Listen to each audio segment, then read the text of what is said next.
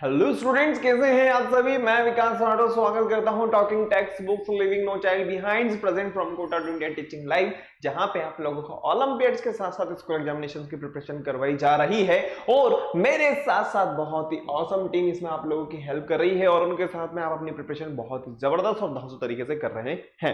ठीक है, तो अभी तक मैंने आप लोगों को बताया था कि बरखुरदार हमने अभी तक जितने चैप्टर पढ़े हैं उसका हम रिवीजन कर रहे हैं। कहा था ना, बिल्कुल आप लोगों को पता होगा। पता है।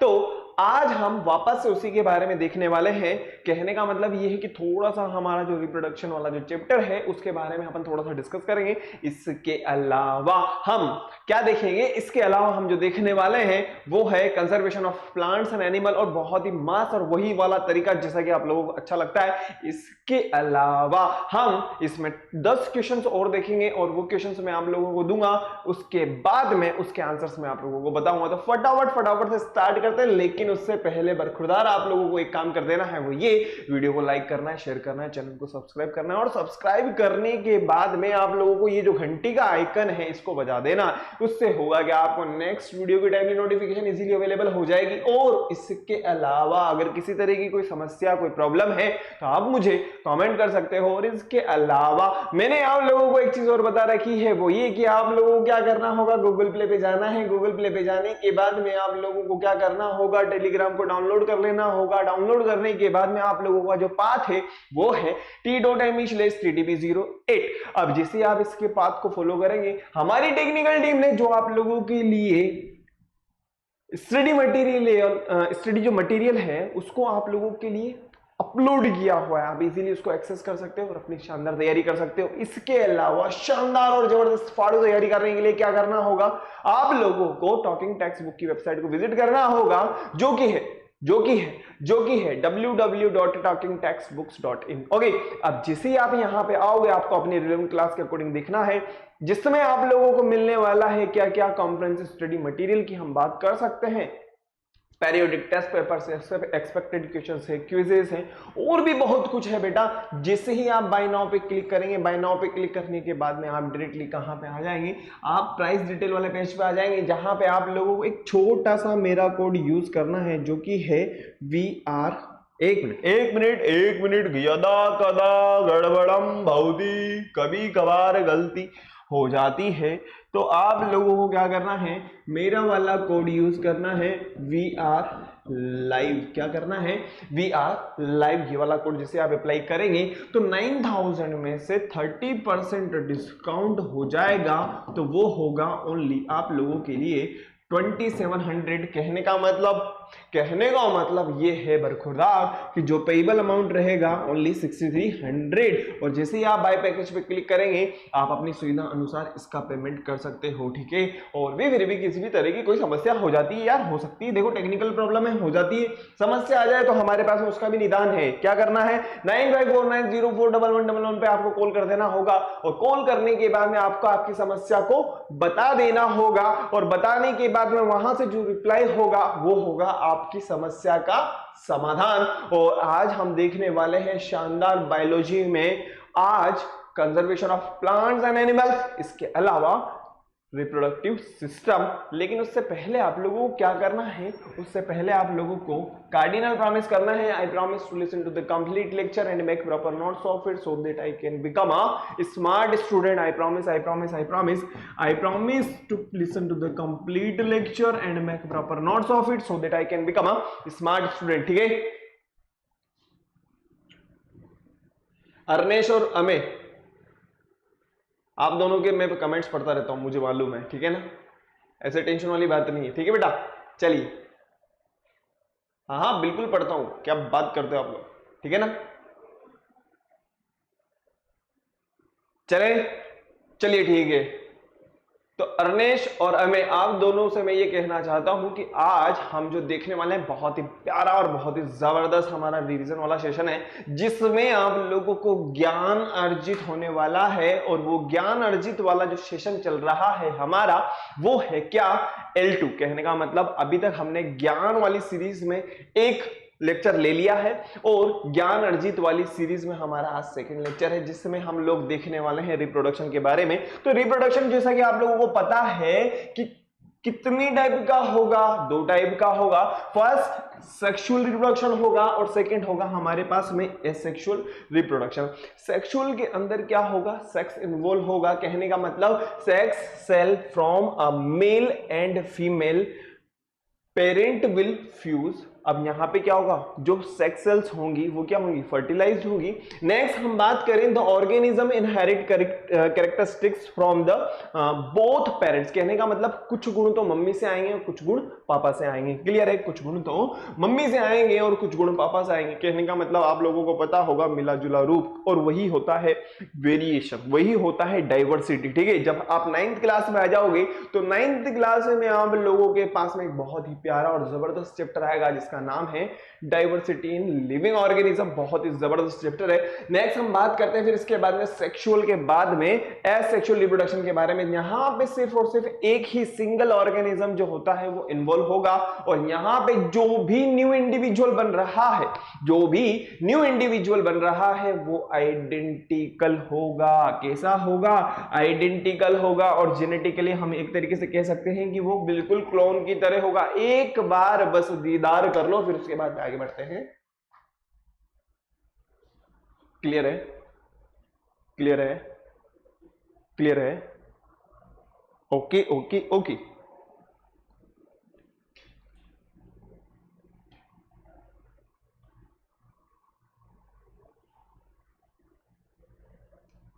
मैं 1 मिनट पानी पी लेता हूं बस।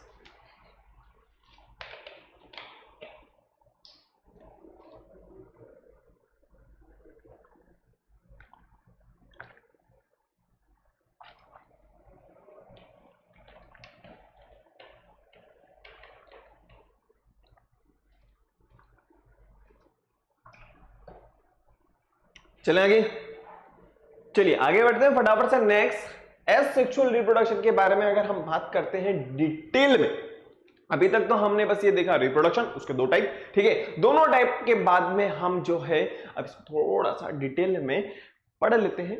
देखिए, एसेक्सुअल रिप्रोडक्शन की अगर हम बात करते हैं, is the making of new independent organism from one parent. कहने का मतलब इतनी एबिलिटी, इतना दम है कि एक पेरेंट बॉडी से न्यू इंडिविजुअल बन सकता है। That is known as asexual reproduction. Clear, बहुत ही सीधी और बहुत ही सिंपल सी बात है। नेक्स्ट हम बात करें, plants can reproduce asexually when the condition for sexual reproduction are unsuitable. जब सेक्सुअल रिप्रोडक्शन वाली जो कंडीशंस होती हैं वो अनसूटेबल हो जाएगी तो क्या होगा, एसेक्सुअल रिप्रोडक्शन होगा। किन में, प्लांट्स के अंदर। और प्लांट्स के किस किस पार्ट से होगा, तो plants reproduce asexually by 4 main ways. First number पे हमारे पास में है स्टेम, सेकंड नंबर पे हमारे पास में है रूट, थर्ड नंबर पे हमारे पास में लीव, और फोर्थ नंबर पे हम बात करते हैं बर्ड के बारे में। फटाफट से देख लीजिए, फटाफट से देख लीजिए।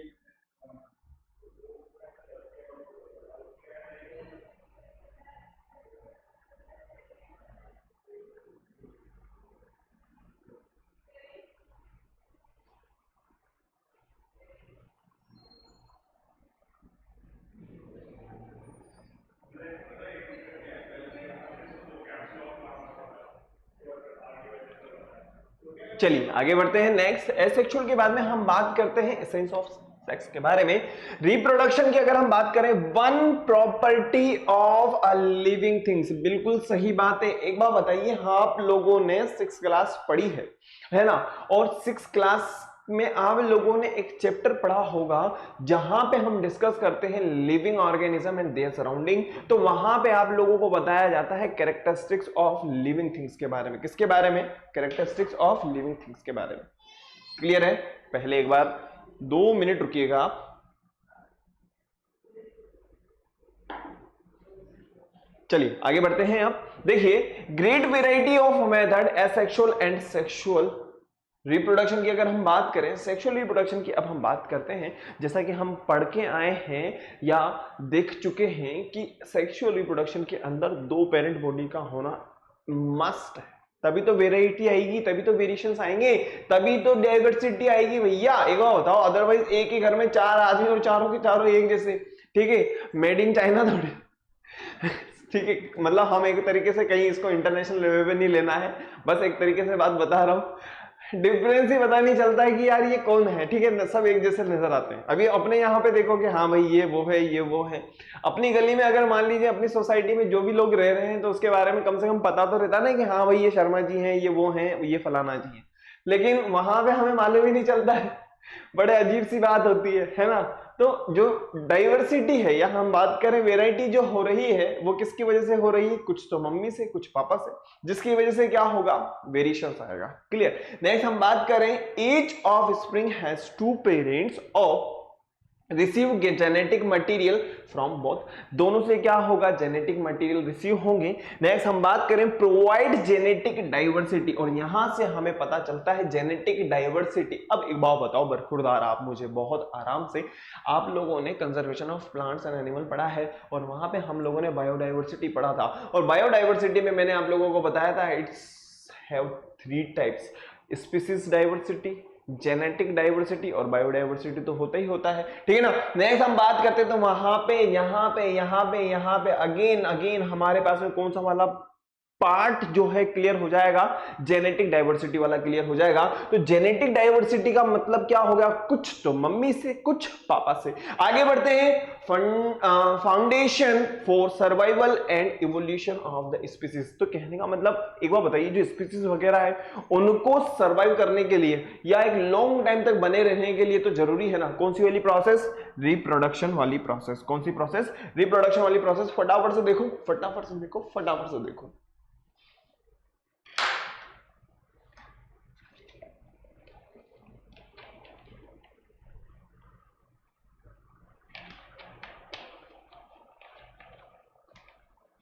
चलें आगे।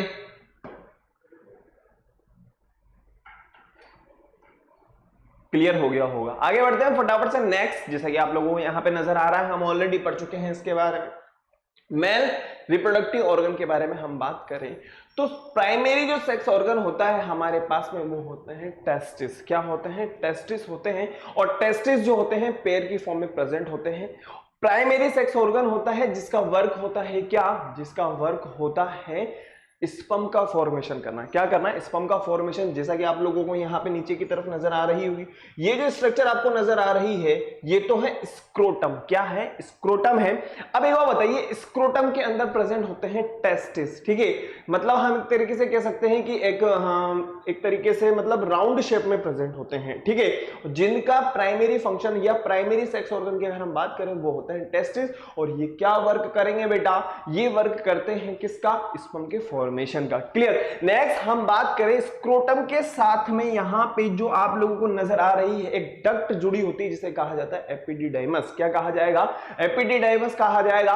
और एपिडिडाइमस का जो वर्क होता है वो क्या होता है, वो होता है सिंपल सी बात, जो स्पर्म का फॉर्मेशन हुआ है ना उसको कैरी करना, उसको कंडक्ट करना। क्लियर। उसके बाद में हम बात करते हैं वासा डिफरेंस के बारे में। तो एक बार बताइए, ये भी तो क्या है, डक्ट ही तो है। अरे भाई डक्ट है जो क्या करेगी, अरे भाई ये जो डक्ट होगी क्या काम करेगी, ये जो डक्ट होगी जो एपिडिडाइमस के थ्रू आए हैं उनको आगे कैरी करेगी। इसके अलावा यहां पे मेल रिप्रोडक्टिव ऑर्गन की अगर हम बात करें तो यहां पे कुछ इंपॉर्टेंट ग्लैंड्स भी होती हैं जो क्या काम करेगी, जो स्पर्म का फॉर्मेशन हुआ है उसको फ्लो या हम एक तरीके से पाथ प्रोवाइड करेगी। तो अपन फटाफट से देखते हैं टेस्टिस के बारे में। Main organ and their functions. Testis की अगर हम बात करें are a pair of organ protected by scrotal sac. Its main function is to produce sperm, sperm का फॉर्मेशन करना। नेक्स्ट हम बात करें वासा डिफरेंस के बारे में। कैरीज करेगा, मतलब कैरीज करेगा किसको, स्पर्म को to the seminal vesicle. Seminal vesicles की हम बात करें, store sperm and secrete the semen in which the sperm float. Next हम बात करें प्रोस्टेट ग्लैंड। ये क्या है, ग्लैंड्स है जो कुछ ना कुछ फ्लूइड का सिक्रेशन करेंगी, और वो जो फ्लूइड होगा वो क्या हेल्प करेगा, एक तरीके से जो स्पर्म का फॉर्मेशन हो रहा है उसको पाथ प्रोवाइड करेगा। नेक्स्ट हम बात करें यूरिथ्रा। यूरिथ्रा क्या होता है? It's a common part for urine formation, sorry urine के सिक्रेशन के लिए, इसके अलावा एक्सक्रीशन के लिए। नेक्स्ट इसके अलावा हमारे पास में जो स्पर्म वगैरह जो सिक्रेट होंगे उसके लिए भी कॉमन पार्ट होता है, ठीक है। दैट इज नॉन एज, ये जो आपको नजर आ रही है ना, ये डक्ट लाइक स्ट्रक्चर, ठीक है, ये जो मिड में होती है, ठीक है ना, इसे कहा जाता है यूरिथ्रा। क्या कहा जाएगा? यूरिथ्रा कहा जाएगा। The tube that carries urine from urinary bladder. देखिए यूरिनरी ब्लैडर कहां होगा? किडनी, ठीक है। जो यूरिन का फिल्टर हो गया, फिल्टर होने के बाद में यूरिनरी ब्लैडर के अंदर स्टोर हो जाता है, और स्टोर होने के बाद में क्या होगा? जब हमें प्रेशर फील होगा तो इसके थ्रू क्या होगा? वो बाहर निकल जाएगा। क्लियर? नेक्स्ट हम बात करें penis, transfer sperm to vagina in female body. और इस मस्कुलर पार्ट के थ्रू क्या होगा बेटा? इस मस्कुलर पार्ट के थ्रू जो स्पर्म्स होंगे वो फीमेल बॉडी में ट्रांसफर हो जाएंगे। फटाफट से एक बार देख लीजिए, उसके बाद में आगे बढ़ते हैं।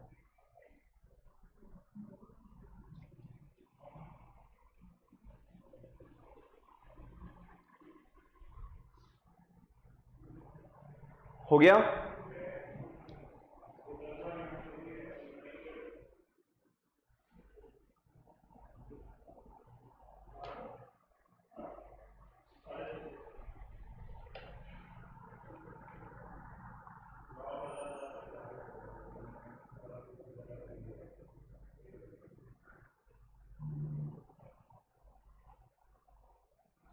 चलिए आगे बढ़ते हैं। नेक्स्ट फीमेल रिप्रोडक्टिव ऑर्गन के बारे में हम बात करते हैं।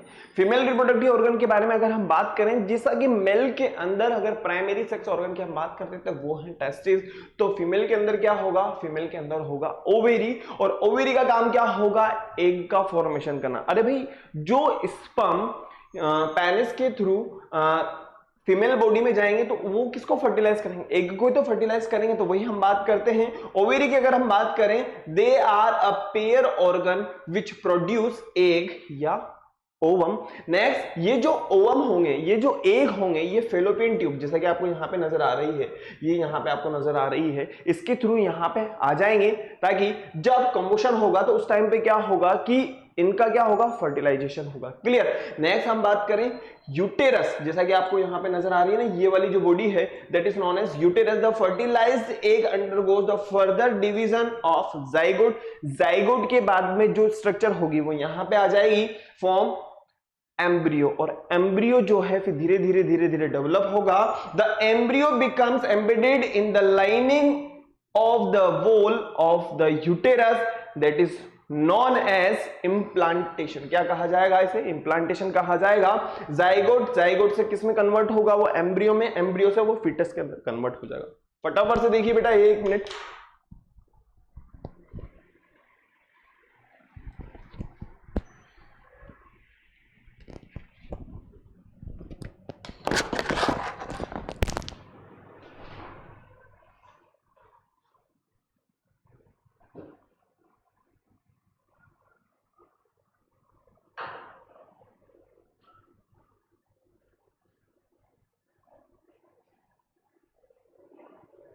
हो गया?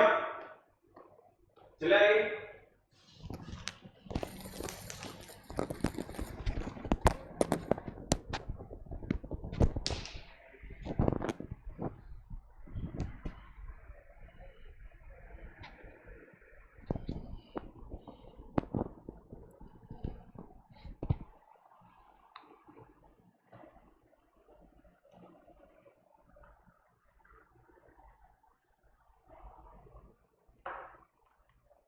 चलिए आगे बढ़ते हैं। नेक्स्ट, जैसा कि हम लोगों ने अभी देखा है, टेस्टिस जो है वो प्राइमरी सेक्स ऑर्गन होगा।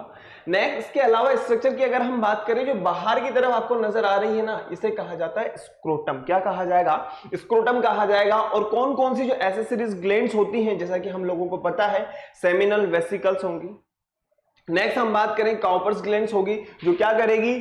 जो फ्लूइड या हम एक तरीके से कह सकते हैं जेली लाइक सब्सटेंस का सिक्रेशन करती है, जो स्पर्म को पाथ प्रोवाइड करते हैं। ठीक है। नेक्स्ट हम बात करें prostate glands by lobe structure surrounding urethra secretes alkaline secretion into the semen and neutralized acid in female's vagina. Next हम बात करें पेनिस के बारे में, तो आप लोगों को पता है कि एक मस्कुलर ऑर्गन होता है। नेक्स्ट सीमन की अगर हम बात करते हैं, mixture of sperm and secretion of accessories glands, जो ग्लैंड्स से जेली लाइक सब्सटेंस निकला है वो, प्लस जो स्पर्म का फॉर्मेशन हुआ है टेस्टिस के द्वारा। ठीक है, नेक्स्ट हम बात करते हैं फिर इसके बाद में सेमनीफेरस ट्यूब्यूल्स क्या होंगे, नेटवर्क ऑफ ट्यूब्यूल्स होगा, एफेरेंट डक्ट्स होगी, एपिडिडाइमस होगा, और वो कहां पे चला जाएगा, पेनिस के थ्रू फीमेल बॉडी के अंदर चला जाएगा। फटाफट से एज इट इज को देख लीजिए बेटा, ये हमने क्लास में डिस्कस जो हमने पिछली बार किया था वहां पे डिस्कस नहीं किया था। फटाफट से एज इट इज को डाल लीजिए।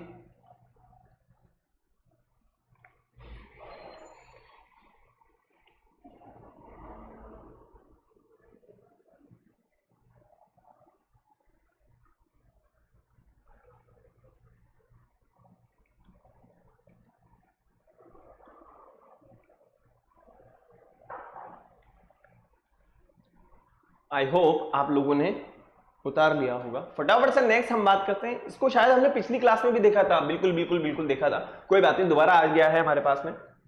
Sexual reproduction in animal begins with fertilization, और फर्टिलाइजेशन के बारे में आप लोगों को बहुत अच्छी तरीके से पता है क्या होगा, कहने का मतलब मेल और फीमेल जो गैमेट्स हैं उनका फर्टिलाइजेशन होना। ठीक है, नेक्स्ट हम बात करते हैं इंटरनल फर्टिलाइजेशन की। अगर हम बात करते हैं, जैसा कि यहां पे आपको कैंगरू नजर आ रहा होगा, देखिए, the fusion of gametes takes place inside the body, birds हैं, मैमल्स हैं, रेप्टाइल्स हैं एंड वेल्स वगैरह हो जाएंगे। नेक्स्ट हम बात करें इसके बाद में एक्सटर्नल फर्टिलाइजेशन के बारे में, the fusion of gametes, fertilization वाली प्रोसेस की बात कर रहे हैं अपन, the fusion of gametes takes place outside the body, कहने का मतलब एग्जांपल कोरल्स हैं, ठीक है ना, फिशेस वगैरह की अपन बात कर सकते हैं, फ्रॉग वगैरह की अपन बात कर सकते हैं, है ना।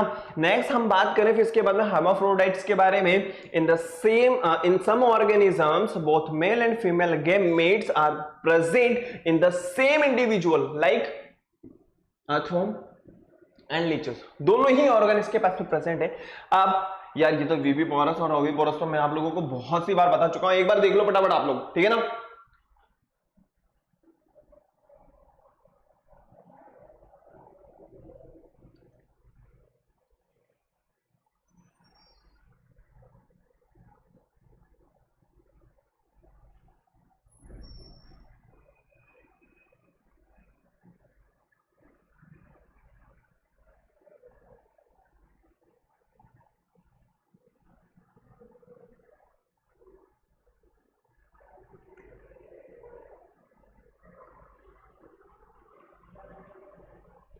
तो हमने यहां पे देख लिया है, फटाफट से एक बार वापस से देखते हैं बेटा। देखिए, जो प्राइमरी सेक्स ऑर्गन होगा वो होगा टेस्टिस, और इसकी वर्किंग क्या होगी, इसकी वर्किंग होगी स्पर्म का फॉर्मेशन करना। बिल्कुल सिंपल और सीधा सा क्वेश्चन आता है कि what is the primary sex organ in male body, तो वो होगा हमारे पास में टेस्टिस। क्या होगा, टेस्टिस। आगे बढ़ते हैं नेक्स्ट, जैसा कि अगर हम फीमेल की बात करें तो फीमेल के अंदर क्या होगा, वो होगा ओवेरी, ठीक है। इसके अलावा मैंने आप लोगों को टेस्टिस के जो ग्लैंड्स वगैरह हैं उसके बारे में मैंने आप लोगों को क्लियर कर दिया है। जो ग्लैंड्स होती हैं वो क्या करती हैं, वो एक तरीके से फ्लूइड वगैरह जो होता है, जेली लाइक सब्सटेंस होता है, विस्कस वगैरह की अपन बात करते हैं, इनका फॉर्मेशन करती है, ओके।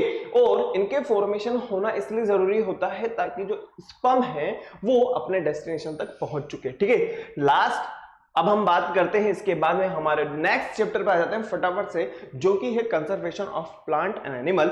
अब उसमें हम बात करेंगे किसके बारे में, चिपको मूवमेंट्स के बारे में। एक बार बताइए, चिपको मूवमेंट्स से आप लोग क्या समझ रहे हैं, ठीक है। एक बार बताओ, चिपको मूवमेंट का सिंपल और सीधा सा मतलब यह है कि किसी के मतलब हक, मतलब एक बार बताओ, जो एक तरीके से एनवायरनमेंट को बचाने के लिए, है ना, या हम एक तरीके से कह सकते हैं कि फॉरेस्ट पार्ट्स को बचाने के लिए, या फॉरेस्ट में रहने वाले जो एनिमल्स वगैरह हैं उनको बचाने के लिए जो मूवमेंट हुआ, which is known as Chipko movement. तो यहां पे हुआ क्या था बेटा, इसके पहले एक बहुत ही प्यारी और एक बहुत अच्छी कहानी जुड़ी हुई है, कहानी नहीं एक्चुअलिटी है, मतलब एक्चुअल बात है। देखिए उसमें हुआ क्या कि कोई कॉन्ट्रैक्टर था, उस कॉन्ट्रैक्टर को बोला गया कि भाई ऐसा ऐसा कोई काम करना है, लेकिन उसमें बहुत सारे मतलब लकड़ी वगैरह का यूज होना था। तो उसने क्या कहा कि बहुत सारी तादाद में क्या करना लगा कि प्लांट्स वगैरह को काटना स्टार्ट किया, लेकिन जो वन्य जीव प्रेमी जिन्हें कहा जाता है, जिनको जंगलों से बहुत मोहब्बत होती है, प्यार होता है, उन्होंने क्या किया, काटने नहीं दिया और रास्ते में आ गए और उनको हक करके खड़े हो गए, ठीक है, चिपक गए उनके, ठीक है। और लगभग राजस्थान की बात है, राजस्थान के जोधपुर से रिलेटेड एक अमृता देवी के सानिध्य में हुआ था एक बहुत बड़ा, जिसमें 363 लोग बाग जो है मारे गए थे। जब इसके बारे में गवर्नमेंट को, या हम एक तरीके से कह सकते हैं उस टाइम पे जो राजा वगैरह था उसको पता चला, तो ये बहुत ही ज्यादा, मतलब एक तरीके से हम बात कर सकते हैं कि सोचने वाली बात थी कि यार इस तरीके से नहीं होना चाहिए।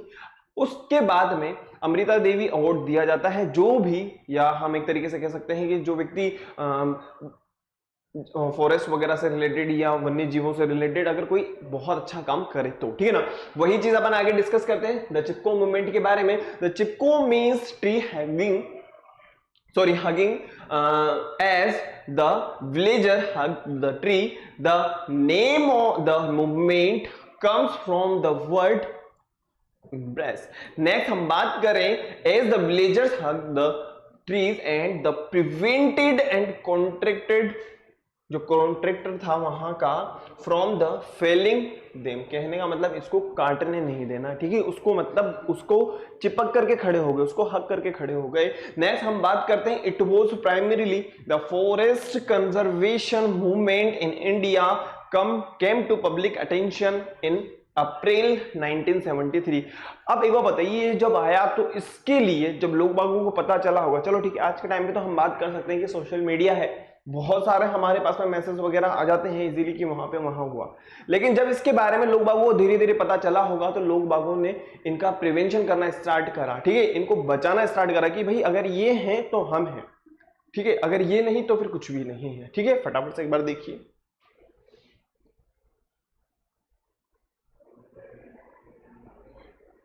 चलिए आगे बढ़ते हैं नेक्स्ट फटाफट से। इफेक्ट्स ऑफ डिफोरेस्टेशन, बहुत अच्छी तरीके से आप जानते हो डिफोरेस्टेशन का मतलब क्या होता है, मैंने आप लोगों को बताया हुआ है। डिफोरेस्टेशन का मतलब यह है कि फॉरेस्ट को काट देना, ठीक है ना, मतलब जो प्लांट्स वगैरह हैं उनको काटना स्टार्ट कर दिया गया है। नेक्स्ट हम बात करें जैसा कि अगर होगा क्या, अरे भाई अगर आप फॉरेस्ट वगैरह को काटोगे तो जो बर्ड्स हैं, इंसेक्ट्स वगैरह हैं, इनके लिए फूड की व्यवस्था कहां से होगी, इनके लिए रहने करने की व्यवस्था कहां से होगी, इनके लिए जो नेचर ने हैबिटेट इनको प्रोवाइड किया है वो कहां से ला पाएंगे। नेक्स्ट हम बात करें decrease the oxygen increase the carbon dioxide, जो कार्बन डाइऑक्साइड है, जो ऑक्सीजन है, इनका भी जो बैलेंस होगा वो भी क्या होगा, डगमगाएगा। नेक्स्ट हम बात करें स्केर्सिटी ऑफ फ्यूल वुड, भाई जो लकड़ी वगैरह वो भी तो कम होती जा रही है, भाई हम काटते तो जा रहे हैं लेकिन लगाना का तो काम है ही नहीं, ठीक है ना। आगे बढ़ते हैं, अब क्या होगा, जो सूखा वगैरह होगा, पता है कि रेगिस्तान की अगर अपन राजस्थान की बात करें तो यहाँ पे तो आप लोग बहुत अच्छी तरीके से जानते हैं कि सूखा तो है ही सही, है ना। नेक्स्ट हम बात करें melting of ice keeps causing floods, बाढ़ आ सकती है। एक बार बताइए, जितनी ज्यादा प्लांट वगैरह कटेंगे गर्मी उतनी बढ़ेगी, और जब गर्मी उतनी बढ़ेगी जो आइस है, जो ग्लेशियर्स वगैरह है, तो वो मेल्ट हो गया, और जब उनका पानी मेल्ट होगा तो फ्लड्स वगैरह आएंगे, ठीक है, बाढ़ वगैरह आएगी, और बाढ़ जो होगी वो नुकसान ही करेगी। फटाफट से देखिए इसके बारे में। तो ये सारे के सारे जो इफेक्ट्स हमें दिखाई दे रहे हैं वो किसकी वजह से होंगे, ये सब होंगे डिफॉरेस्टेशन की वजह से। Loss the cultural diversity, increase the soil erosion, जो सोइल का जो एक जगह हम एक तरीके से कह सकते हैं जो प्लांट्स होते हैं वो सोइल को क्या करते हैं, बाइंड करके रखते हैं, ठीक है ना। इंक्रीज द पॉल्यूशन, और पॉल्यूशन क्या होगा, इंक्रीज होगा।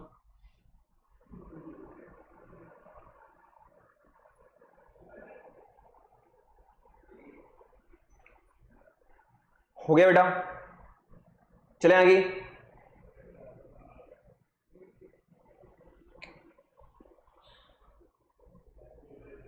चलिए नेक्स्ट हम बात करते हैं प्रिवेंशन ऑफ डिफोरेस्टेशन की। अगर हम बात करें तो किस तरीके से आप प्रिवेंट कर सकते हो, देखिए फटाफट से।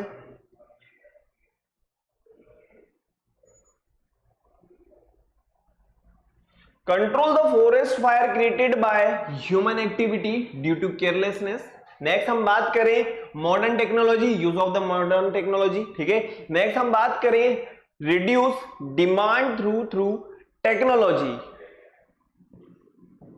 Technological intervention. नेक्स्ट हम बात करें फिर उसके बाद में जो भी एक तरीके से अगर हम बात करते हैं कि जो फॉरेस्ट वगैरह होते हैं ना उसके बारे में, तो तो फॉरेस्ट का प्रिवेंशन, एक बात बताइए, अरे भाई जब तक ह्यूमन या जो ऑर्गेनिजम्स हैं हम खुद इसके लिए अवेयर नहीं होंगे तो बचाएंगे कैसे? हमें खुद को सोचना पड़ेगा कि प्लांट्स वगैरह हैं तो हम हैं। जो एक तरीके से अगर एयर की हम बात करें, जो ऑक्सीजन है, जो कार्बन डाइऑक्साइड है, इन दोनों का जो बैलेंस हो रहा है तो उसके पीछे जो रीजन है वो क्या है? प्लांट्स है ना। जो पानी बरसात हो रही है, रेनफॉल हो रहा है, तो उसके पीछे जो कारण है वो क्या है? अरे भाई फॉरेस्ट वगैरह ही है। इसके अलावा हम बात करें डाइवर्सिटी के बारे में, जो डिफरेंट ऑर्गेनिज्म हमें मिल रहे हैं, तो इनके लिए भी कौन रेस्पॉन्सिबल है? प्लांट्स ही तो है बेटा।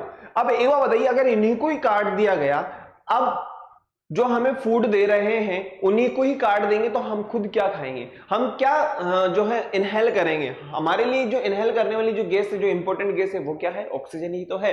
फटाफट से एज इट इज को देख लीजिए। इसके अलावा हम लोगों को जो है लोगों को अवेयर करना होगा, एनवायरमेंट डे वगैरह बनाना होगा। आज के टाइम पे तो हम बात कर सकते हैं, ठीक है। फटाफट से देखिए इसको, क्लियर है?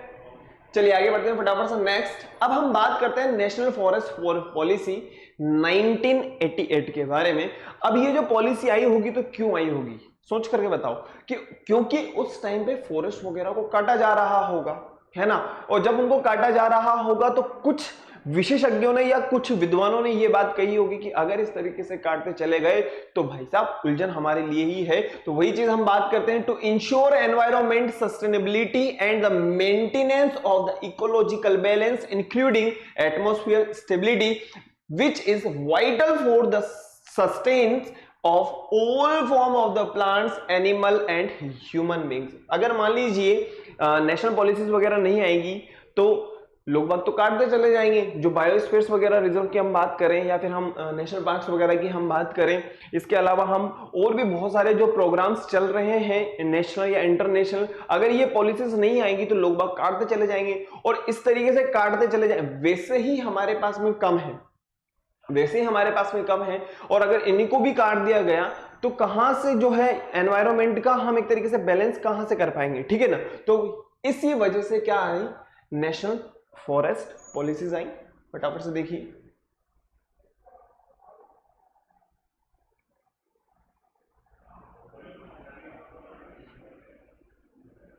चलिए आगे बढ़ते हैं नेक्स्ट।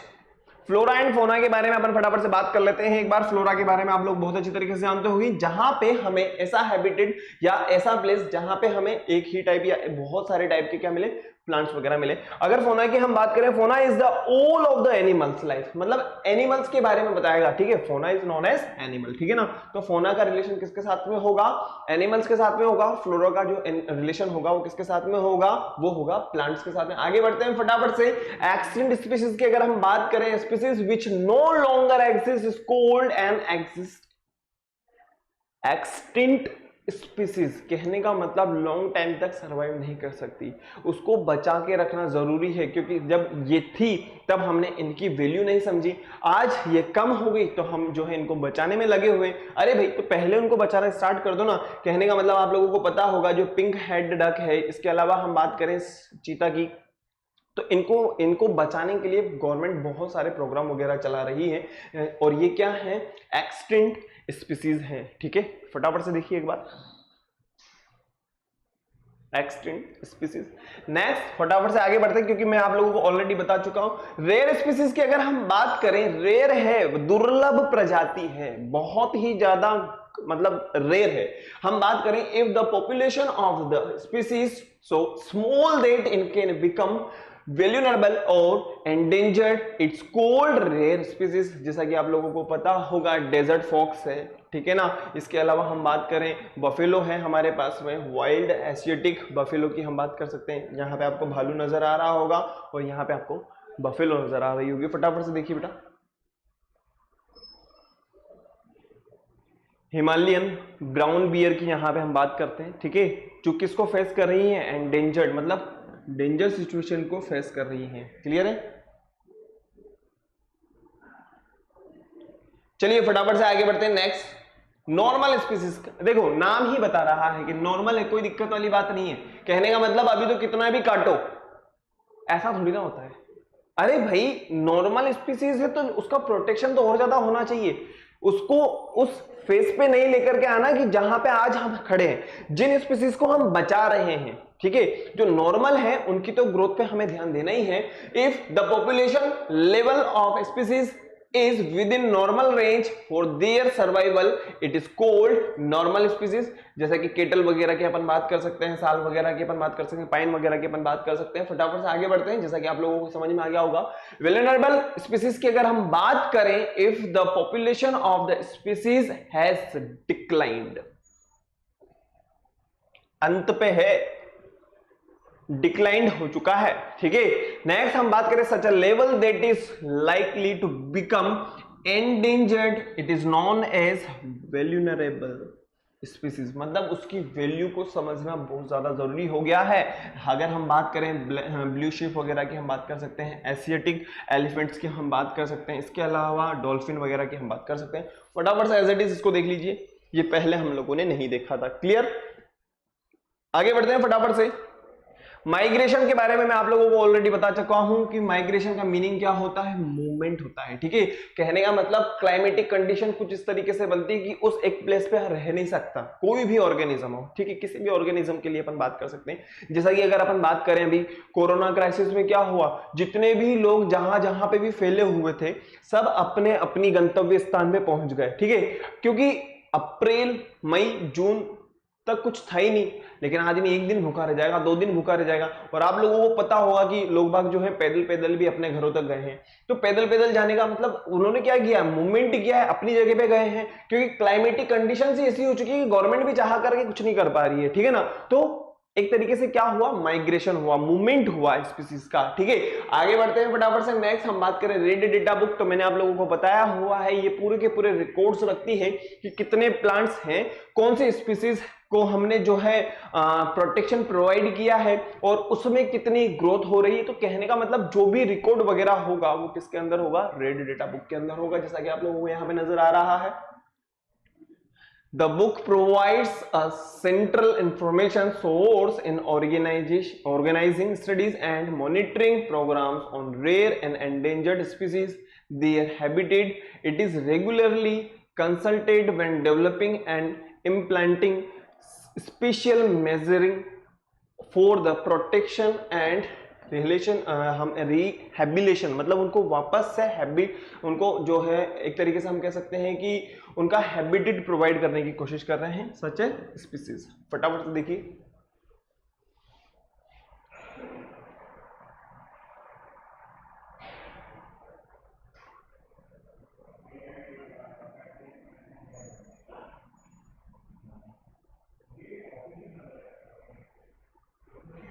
डेटा को रिकॉर्ड करके रखेंगे। आगे बढ़ते हैं फटाफट से। इकोसिस्टम, कहने का मतलब ये कि एबायोटिक और बायोटिक कंपोनेंट्स, मतलब जिसमें लिविंग ऑर्गेनिजम्स भी हों। बायोटिक का मतलब क्या होता है, लिविंग ऑर्गेनिज्म, और एबायोटिक का मतलब जिसमें नॉन लिविंग थिंग्स भी हो, दोनों हो।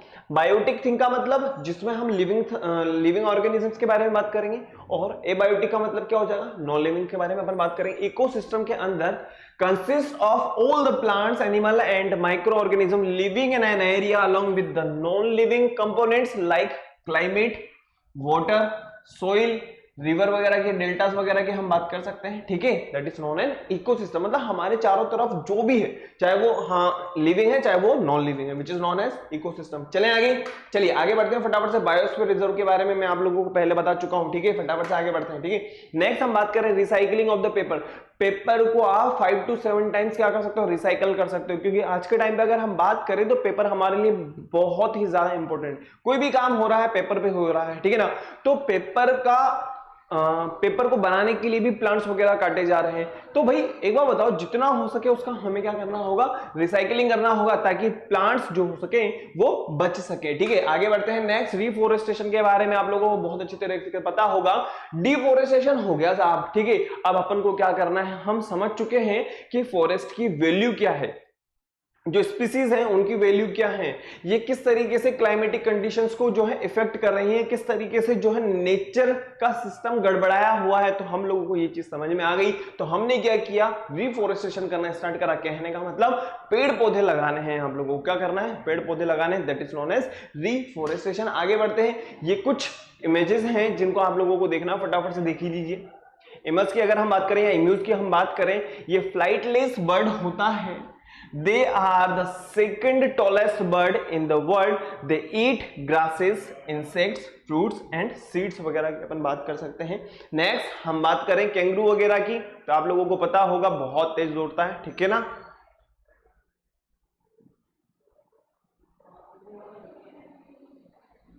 चलें आगे।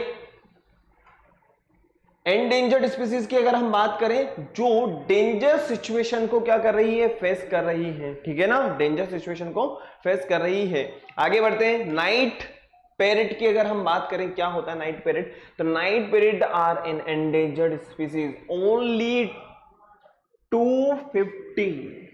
सोच करके देखो, अगर ये स्पीसीज अगर गायब हो जाएगी तो क्या, वैसे हम लोग बस डायग्राम में बता पाएंगे कि भाई यहां पे ऐसा हुआ करता था, होता होगा, ठीक है, बस ओनली 250 है, वो भी कहां पर है, ऑस्ट्रेलिया में, ठीक है। आगे बढ़े फटाफट से नेक्स्ट।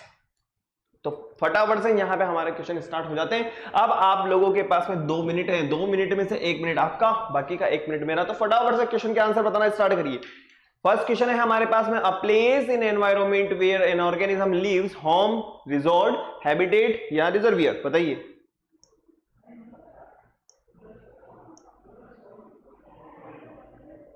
क्या होगा बेटा,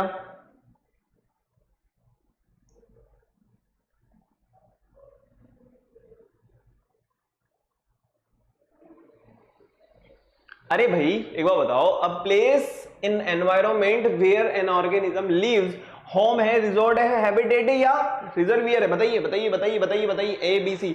और मेरी बात सुनो, जब आप क्वेश्चन का आंसर दो कमेंट में, देखना अगर आप कमेंट में आंसर दो ना, तो यार पहले नंबर लिखा करो, फिर उसके बाद में उसका जो भी आंसर है वो लिखा करो, ठीक है। डायरेक्टली आप ए बी सी लिख देते हो ना, मुझे समझ में नहीं आता, ठीक है।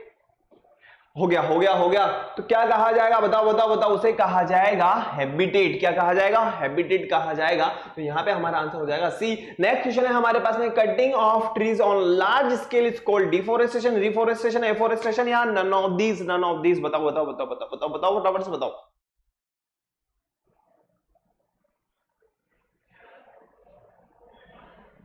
जैसे ही 20 हो जाएंगे मैं आप लोगों को आंसर बताऊंगा, फिर उसके बाद में 30, 29, 28, 27, 26, 25, 24, 23, 20 हो चुका है। अरे भाई बहुत ही सिंपल है, क्या कहा जाएगा, डिफोरेस्टेशन कहा जाएगा। क्या कहा जाएगा बेटा, डिफोरेस्टेशन कहा जाएगा। आगे बढ़ते हैं फटाफट से नेक्स्ट, जैसा कि आप लोगों को यहाँ पे नजर आ रहा है, फर्स्ट नंबर का क्वेश्चन है, थर्ड नंबर का क्वेश्चन है हमारे पास में, deforestation takes place by by by human activity, only by natural resources, both of these या नन ऑफ दीज, बताइए बताइए बताइए। क्वेश्चन नंबर 3 का आंसर क्या होगा। तो मैं आप लोगों को बता देता हूं, ह्यूमन एक्टिविटी तो है ही, इसके अलावा नेचुरल रिसोर्सेज भी हैं। तो हमारे पास में जो आंसर होगा वो होगा सी, हमारे पास में जो आंसर होगा वो होगा सी। नेक्स्ट क्वेश्चन आता है हमारे पास में, the species which are at the word of the extinction, बताइए बताइए बताइए बताइए क्या होगा, एंडेमिक, एक्सटिंक्ट या endangered, none of these.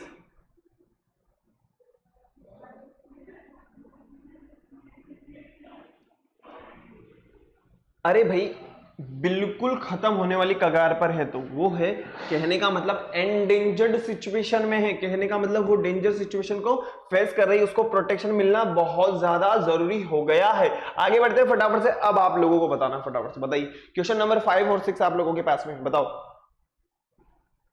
The growing more and more of plants is called deforestation, afforestation, reforestation या none of these।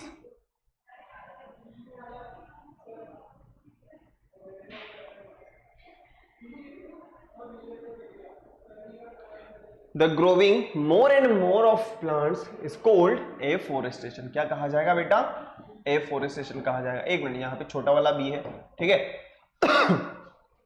फोना indicates for plants animal both है यहाँ पे, plants and animal. Next none of this, बताओ बताओ बताओ बताओ बताओ क्या होगा क्या होगा क्या होगा। यार फोना और फ्लोरा मैंने हम लोगों को जस्ट अभी बताया था नहीं बताया था ना। तो फोना किससे रिलेटेड होगा बेटा, फोना रिलेटेड होगा एनिमल के साथ में। वेरी गुड, इसका आंसर होगा हमारा बी। फटाफट से आगे बढ़ते हैं, नेक्स्ट क्वेश्चन पे आते हैं। क्वेश्चन नंबर 7 और 8 बताइए क्या होगा आंसर। क्वेश्चन नंबर 7 और 8 है आप लोगों के पास में। The place where animal receive protection is called zoo, national park, rock shelter and none of this. क्या होगा। Project tiger was launched on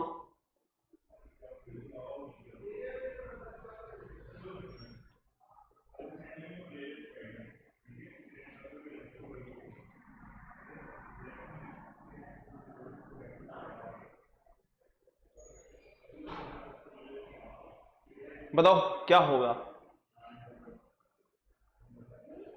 देखो नेशनल पार्क्स की अगर अपन बात करें तो वहां पे कोई भी एनिमल मिल गया, उसने उसको खा लिया तो हमने कोई प्रोटेक्शन थोड़ी ना दिया उसको, है ना।